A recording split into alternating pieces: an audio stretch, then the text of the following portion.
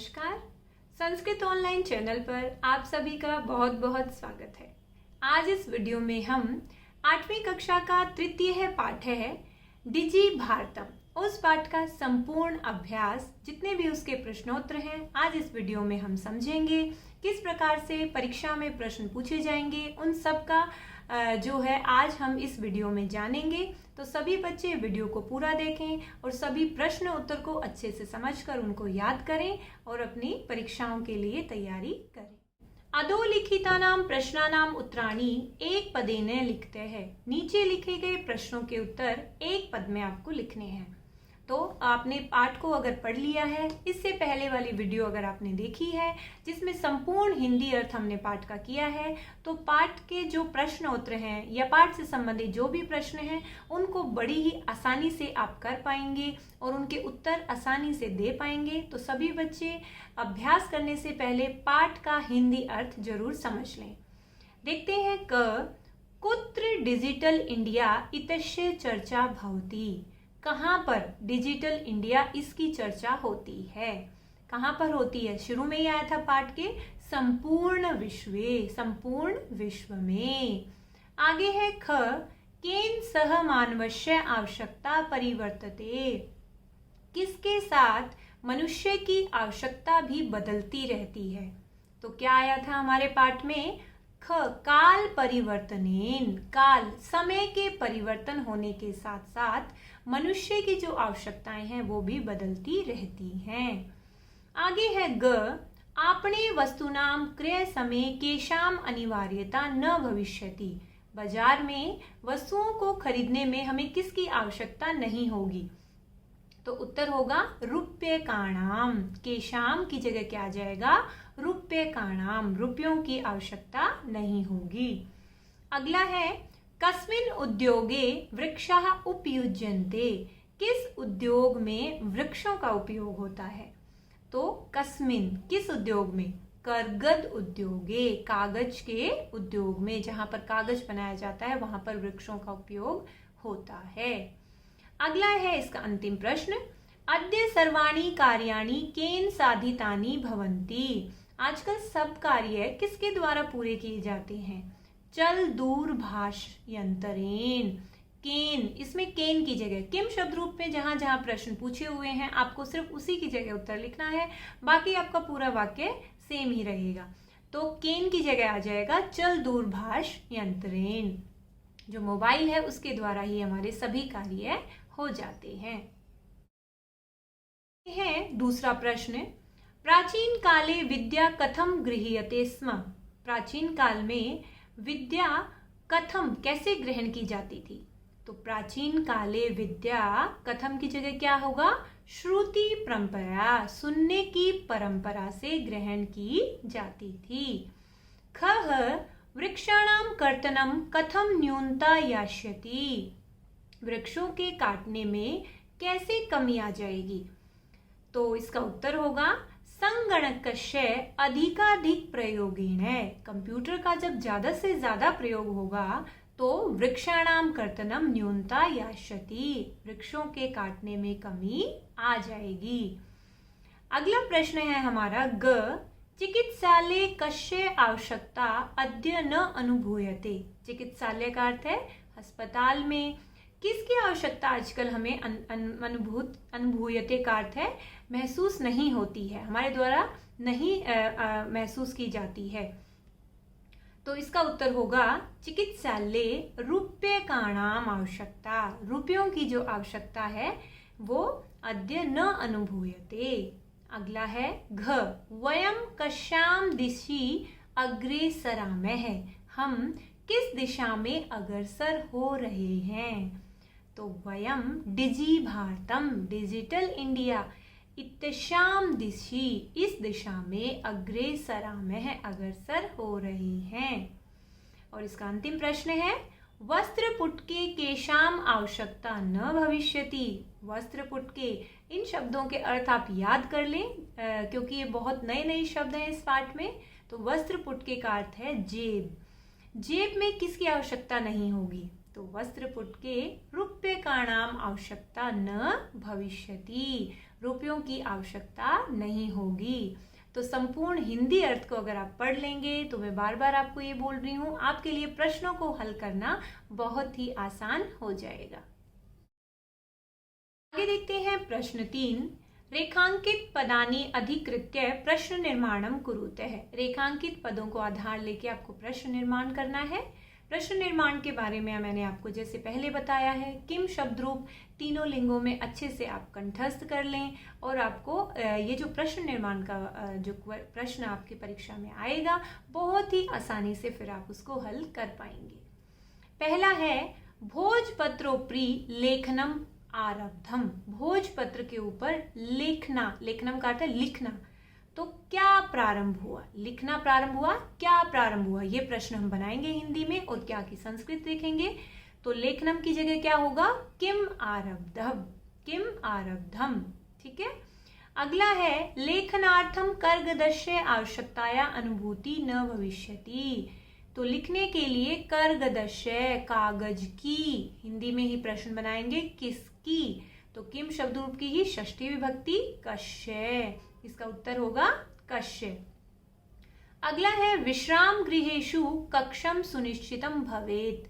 विश्राम गृह में कक्ष सुनिश्चित भवेत् हो जाता है। विश्राम गृहेषु कहाँ पर, विश्राम गृहेषु तो कहाँ पर, तो हम क्या लिखेंगे, कुत्र, कहाँ पर। अगला है घ सर्वाणि पत्राणि जल दूरभाष यंत्रे सुरक्षितानि भवन्ति। सभी जो पत्र हैं, टिकट हैं, जल दूरभाष यंत्रे, मोबाइल में, तो कहाँ पर, फिर से तो यहाँ पर भी क्या आएगा, कुत्र का अर्थ है कहाँ पर। और इसका अंतिम है वयम उपचारार्थम चिकित्सालयम गच्छामः। उपचार के लिए, तो किसके लिए, तो किसके लिए की संस्कृत किमर्थम, क्या होगी, किमर्थम। तो इस तरीके से हम ये प्रश्न निर्माण करेंगे। इसमें कहीं कहीं अव्यय पद का भी प्रयोग हो जाता है और ज्यादातर किम शब्द रूप के ही विभक्तियों का प्रयोग होता है। आगे है प्रश्न 4। उदाहरणम अनुसृत्य विशेषण विशेष्य मेलनम कुरुते। उदाहरण के अनुसार विशेषण और विशेष्य का मेल आपको करना है। बहुत ही आसान प्रश्न है, हमारे सामने दिया हुआ है एक, जैसे विशेषण है संपूर्णे और विशेष्य क्या है, भारते, तो संपूर्णे भारते ये मेल करके दिखाया हुआ है। ऐसे ही हमें करना है। सबसे पहले है क मौखिकम। मौखिकम के साथ क्या आएगा, सब में हम देखेंगे तो मौखिकम के साथ क्या हो रहा है, ज्ञानम, मौखिकम ज्ञानम, जो हमारे पाठ में भी आया है, मौखिक ज्ञान। ख मनोगताहा, मन में आने वाले क्या, मनोगते काले, क्या आएगा, मनोगते काले। आगे है टंकिता। टंकिता के साथ क्या होगा, कार्याणि, जो टाइप किए हुए हमारे जो कार्य हैं। आगे है महान। महान के साथ आएगा उपकार है, महान उपकार है। मुद्रा विहीन है, मुद्रा विहीन है विनिमय है। ठीक है, मुद्रा विहीन के साथ विनिमय होगा। तो इस प्रकार से जितने भी विशेषण विशेष्य शब्द आपके सामने आए हैं सभी पाठ से लिए गए हैं। तो पाठ को पढ़ के आप इन प्रश्नों को आसानी से हल कर सकते हैं। आगे है 5वां प्रश्न। अधोलिखित पदयो संधिम कृत्वा लिखतः। नीचे लिखे गए जो पद हैं उनकी आपको संधि करनी है। तो देखते हैं कैसे। पदस्य जमा अस्य, इसमें पदस्य पूर्व पद है, वहां पर भी अ है, और जो हमारा इसमें उत्तर पद है उसमें भी अ, दोनों को मिलाएंगे तो आ बन जाएगा। क्या बनेगा, पदशास्य, या बनेगा पदशास्य। अगला है ताल पत्र जमा उपरी, तो क्या बनेगा, ताल पत्रोपरी। अ और उ का जब मेल होगा तो क्या बन जाएगा, ओ हो जाएगा, ताल पत्रोपरी। ये सारे संधि के नियम हैं। संधि को भी अगर आपको डिटेल में पढ़ना है नियम के अनुसार तो संधि की अलग जो मैंने वीडियो बनाई है उसको आप देख सकते हैं। च जमा अतिष्ठत, यहाँ पर भी अ और अ मिलने से आ हो जाएगा, च का अ और अ, चातिष्ठत। आगे है करगत जमा उद्योगे, इसमें अ और उ आए आमने सामने तो ओ हो जाएगा करगदोद्योगे। अगला है क्रिय जमा अर्थम, तो क्रिय का अ और अर्थम का अ मिलेंगे तो आ बनेगा, क्रियार्थम। आगे है इति जमा अनयो, यहाँ पर ई और अ आए हैं तो इसमें ई का क्या हो जाएगा, य हो जाएगा। जो त है हमारा, जब उसमें से ई हट जाएगी तो वो आधा रह जाएगा, तो इत्यन्यो, य में अ मिलके इत्यन्यो बन जाएगा। उपचार जमा अर्थम, उपचार का अ अंतिम और अ दूसरे पद का मिला के उपचारार्थम आ हो जाएगा।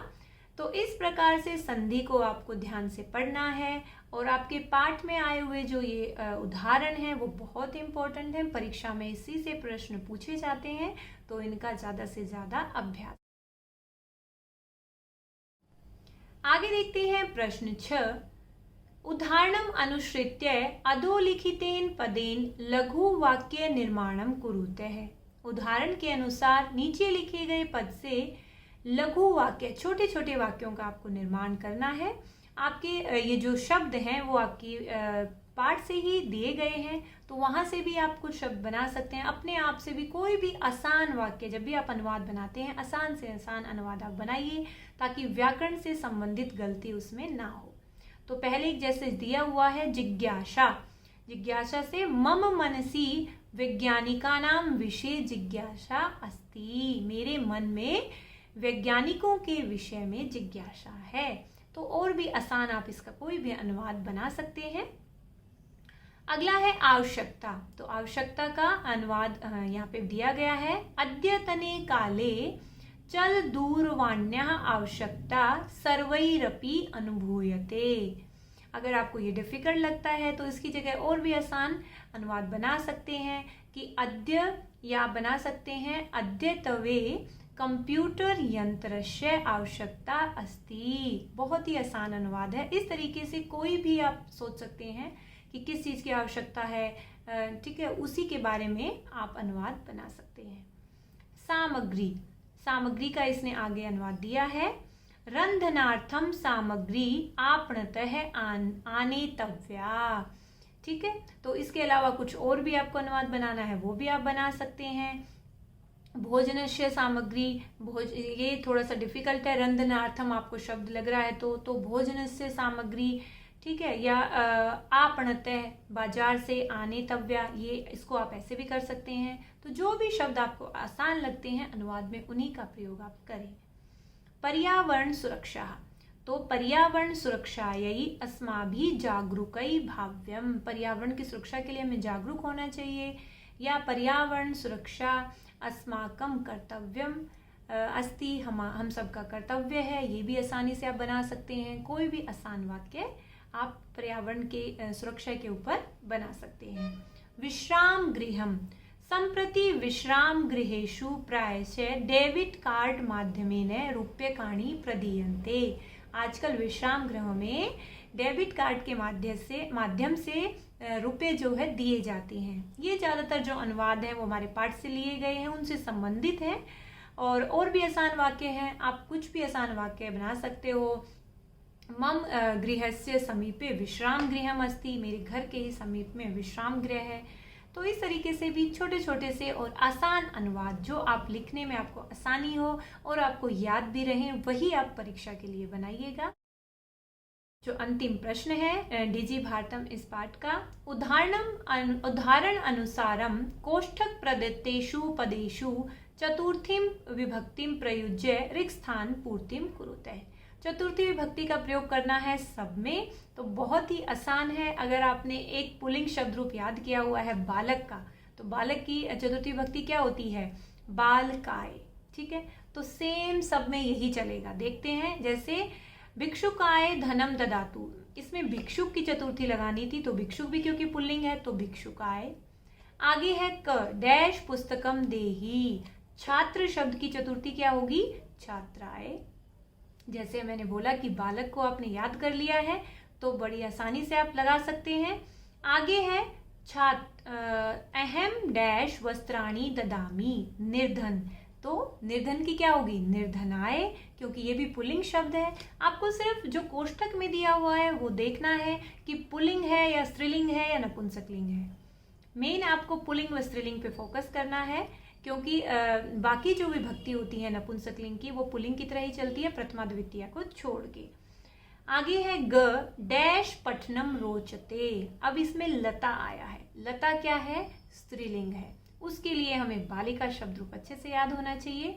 तो बालिका की होती है बालिका यही, तो लता का भी क्या होगा? लता यही। चतुर्थी विभक्ति रमेशः डैश अलम। तो इसमें सुरेश दिया हुआ है कोष्ठक में, तो सुरेश तो पुल्लिंग है, तो चतुर्थी विभक्ति सिंपल बालकाय सुरेशाय। और अंतिम है डैश नमः है। अध्यापक, अध्यापक शब्द भी पुल्लिंग है, तो अध्यापक की भी चतुर्थी क्या होगी? अध्यापकाय। तो जो व्याकरण है उसको आपको अच्छे से याद करना बहुत जरूरी है। शब्द रूप और धातु रूप आप कंठस्थ करिए। पुल्लिंग स्त्रीलिंग जो शब्द रूप हैं, बालक बालिका का, किम शब्द रूप और एक धातु रूप, अगर आप याद करेंगे तो अभ्यास से संबंधित सारे प्रश्न आप जल्दी से जल्दी हल कर पाएंगे और परीक्षा में भी आपको कोई दिक्कत नहीं आएगी। इनसे संबंधित सारी वीडियोस मैंने अलग अलग आपके लिए बनाई हैं, आप इस चैनल पर जाकर देख सकते हैं। और संस्कृत ऑनलाइन चैनल को सब्सक्राइब कर लें जिन बच्चों ने सब्सक्राइब नहीं किया है। आप सभी का वीडियो को देखने के लिए, उसको लाइक करने के लिए, शेयर करने के लिए बहुत बहुत धन्यवाद।